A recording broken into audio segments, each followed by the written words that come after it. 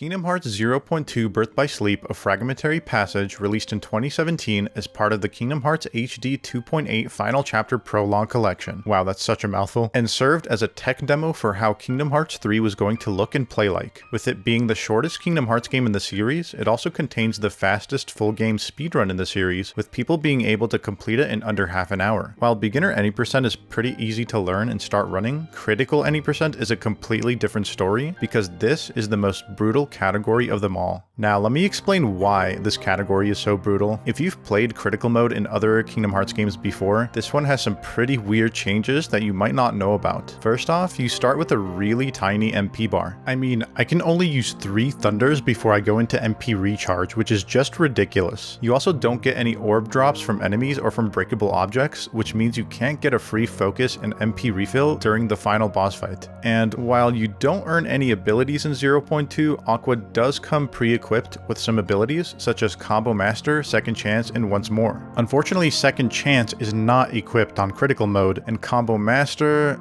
works a little differently. In beginner, standard, and proud, you can just keep pressing the attack button and Aqua will keep doing her combo. But on critical mode, you have to either land your first attack in order to activate Combo Master, or alternatively, you can start your combo with a magic spell and then you can mash out the rest of your combo. Of course, I'll be using this trick to my advantage. Oh, and the biggest reason this category is so hard is pretty obvious. You die incredibly quickly. This is the Kingdom Hearts 0.2 Birth by Sleep critical any percent speedrun.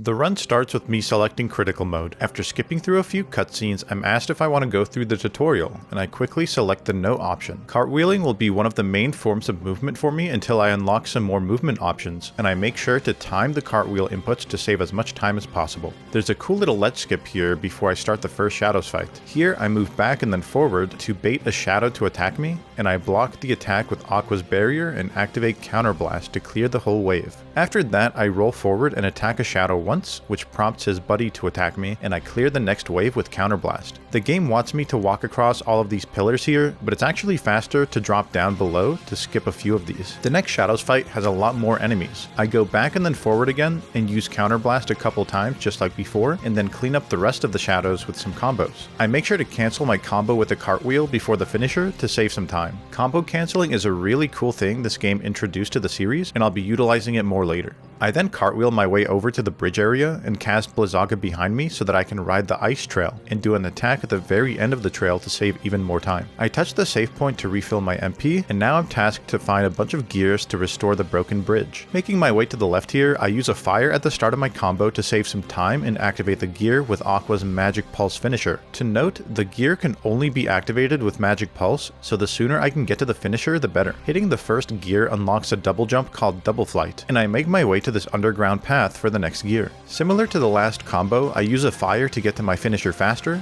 and getting this gear unlocks Grand Magic. More on that later. After that, I pick up this ether chest, use Double Flight to get up here, and position myself carefully on the edge of the platform so that I can Double Flight and use a fire in order to get across with Combo Master. I do the same thing towards the next gear in order to hit it with my finisher faster, but unfortunately this game decided to not lock onto the gear for some reason, which prevented it from getting activated. After getting sniped by a fire core, I was finally able to get out a full combo. Activating this gear unlocks the air slide ability, so using that, I make my way across some obstacles and land right next to the gear to do a ground combo, which is quicker than doing an air combo. Now movement is starting to get really fun, but it gets even better later. Now it's time for the first boss fight of the game, Demon Tower. I start the fight with 2 fires and 1 blizzard and then react to the first attack and block it. After using Counterblast, I attack it some more and use another blizzard and earn myself a Firaja and Blizzaja Grand Magic spell. To earn Grand Magic, you essentially have to build up some arrows at the top of the command menu. Using mostly fire in your combos will give you Firaja, using mostly blizzard will earn you Blizzaja, and using mostly physical combos will give you the Spellweaver command style. However, there's a layer of randomness to this, as sometimes you can get multiple Grand Magics at once, sometimes you'll only get one, and on rare occasions the game will give you Spellweaver instead, even though you do the same exact amount of magic spells and attacks every single time. In this fight, I thankfully get both Grand Magic spells that I was looking for, and I use both of them to deal a lot of damage. Fun fact about Demon Tower though, using Blizzaja on him actually makes him less aggressive for some reason, which delays him from attacking you as much. This is really important because Demon Tower has an armor effect when he's glowing red, meaning you'll be doing chip damage. After using the Grand Magics, I do some physical attacks and go into Spellweaver, which does a lot of hits and more damage than Aqua's regular attacks. I also pop an ether here to do some more magic damage and end the fight with Fire Raja.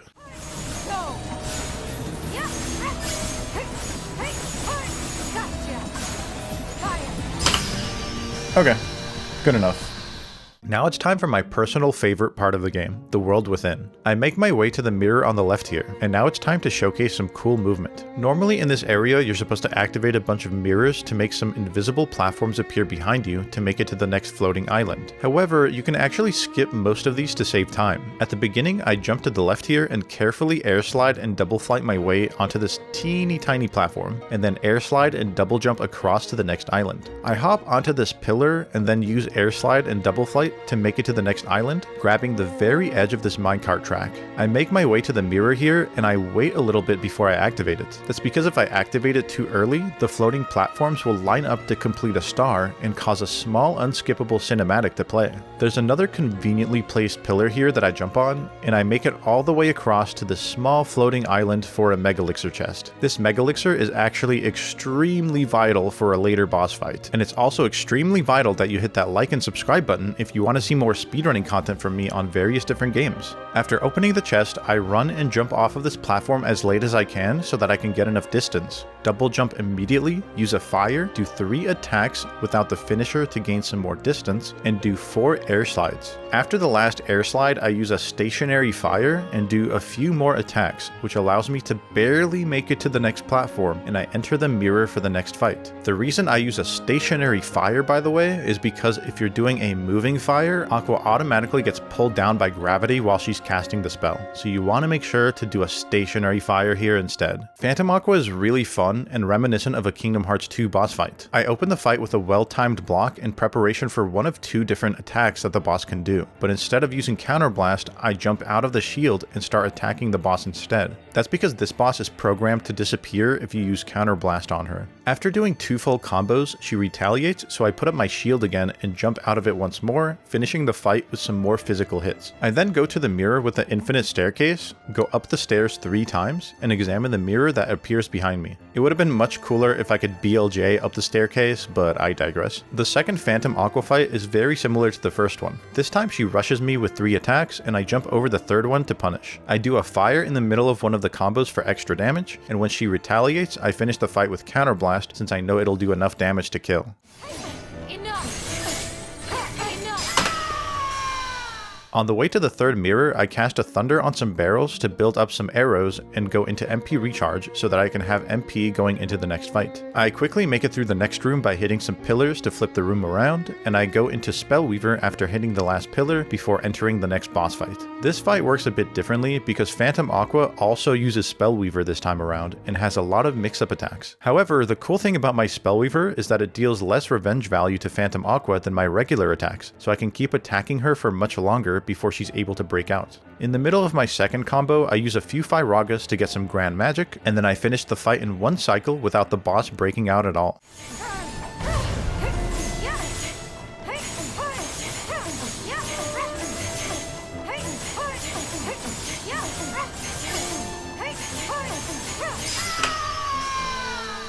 Thankfully, I saved some MP coming out of the fight, so I'm able to cast a Blizzard Trail to ride on and activate the mirror. Now it's time for the Forest of Thorns. I touch the save point to refill on MP, and then use 2 thunders and 2 fires to get through. I ride the rail and jump over the red thorns, make my way past some bats, do some cool air slides into a double flight, and get rid of these thorns with a Fyraja. With some precise timing, I'm able to get to Darkside right when my MP is about to come back. I start the fight by using a Blizzard and Fire, then attack, guard, and counter, and then do another attack into a Blizzard and Fire and do a finisher. I attack a couple of more times and get 2 grand magic finishers, and then I back up and use Fyraja while also getting out 15 points of my shot lock.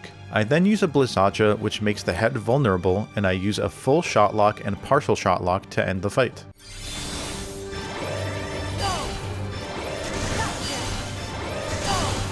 Really? Good.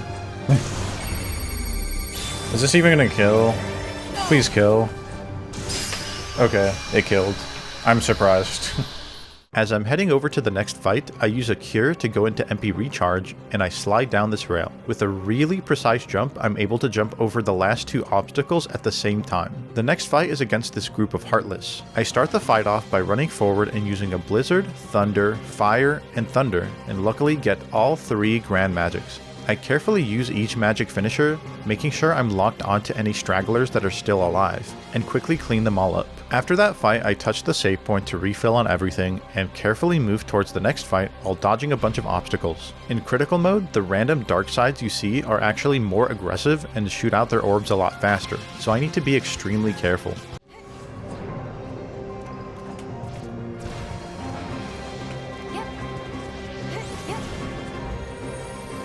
Hey Bunny, how you doing? I clear some thorns with a couple thunders and use cure to go into MP recharge before entering the Darkside 2 arena. This fight is exactly why the Mega Elixir is so important. After dodging past a bunch of randomly falling spiky orbs of death, I quickly charge up a full shot lock and use a partial 26 point shot lock to get into the next phase. No.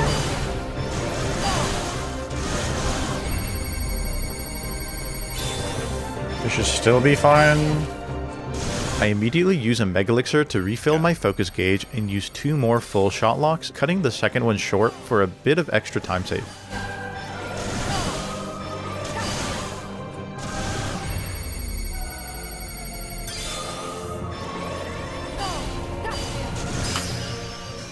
I'm sure that fight looked really easy, and that's because it is, but if it wasn't for that Mega Elixir, then I'd have to deal with Darkside's really scary Desperation move, which is a lot faster on critical mode, and loses a lot of time by not skipping it with shotlock spam. After Darkside, I wanted to touch the save point, but I got a glitch where the game thought that I was still in combat, so the save point refused to appear. We meet up with Mickey Mouse, who becomes our party member, and come across Demon Tower again. I start the fight with 2 fires and a blizzard, and then block the Demon Tower's attacks. When I get surrounded by shadows, I jump out of my shield instead of using counterblast, and I use another blizzard into a full combo. I finally get Blizzaja and use it to cool down the boss's AI and start to build up arrows towards Spellweaver.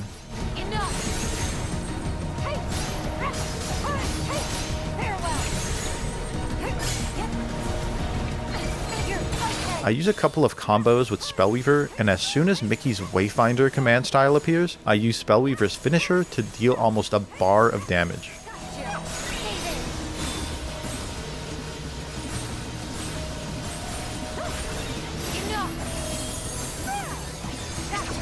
After going into Wayfinder, I use a bunch of physical attacks and spam some magic to deal damage quickly, and then use Wayfinder's finisher to end the fight.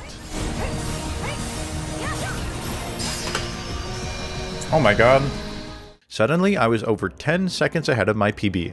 I touch the save point after that and cartwheel my way to the final boss, picking up this Mega Ether chest along the way and riding a blizzard trail towards the light. For our final boss, we have Demon Tide. This one is really tricky and extremely dangerous on critical mode because of its ability to one-shot me, so I need to be fast and careful at the same time. I start the fight by doing one of each magic spell for a chance to get some grand magic. After doing a couple combos, I get Fyraja and Blizzaja, which is pretty decent RNG. Once he starts glowing red and flying in a circle, I make my way to the edge of the arena to block the attacks.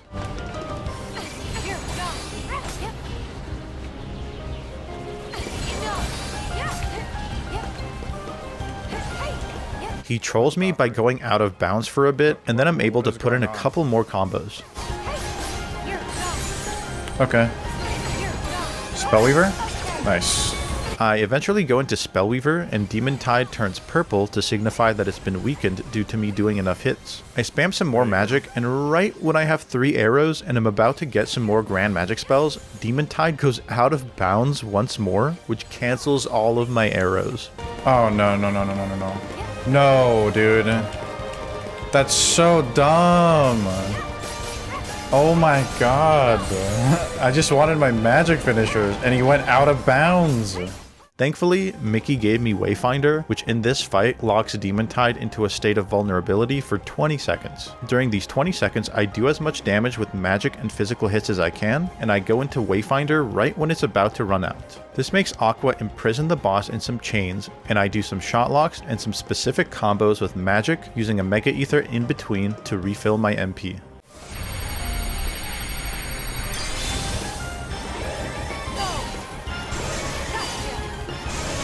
I don't know if this is gonna PB, guys. This is pretty close.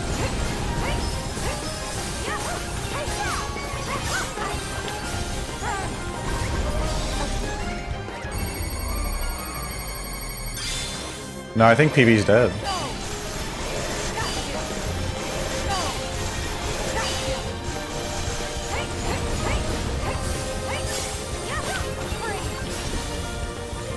Oh, come on, dude.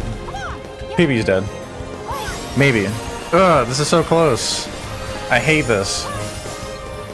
I might PB by like 5 seconds. Here we go. Maybe 10 seconds, actually. Against all odds, I was able to snag a PB with a 20:44, which at the time was a new world record. The record has been broken since then, but I'm still proud of what I accomplished. Thank you all so much for watching, and shoutouts to my patrons over at Patreon for supporting my YouTube endeavors. All patrons get early access to my new uploads, so please consider checking it out and becoming a supporter. And I hope you all have a wonderful day.